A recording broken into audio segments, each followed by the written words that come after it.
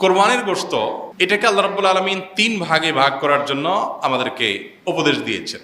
ফাআত'ইমুল কানিআ ফাকুলু মিনহা, তোমরা কোরবানির গোশত নিজেরা খাও।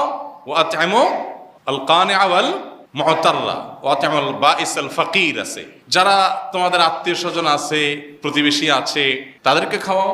আবার যারা অভাবী, নিডি, গরিব মানুষ, তাদেরকে দাও। তার মানে নিজে খাবেন, আত্মীয়-স্বজনদের মধ্যে হাদিয়া উপঢৌকন দিবেন, আর গরিব দুঃখীদেরকেও খাওয়াবেন। কিন্তু এই বন্টনটা এটা কোনো ফরজ বা ওয়াজিব না। এভাবে 3 ভাগে করতে পারলে ভালো, উত্তম।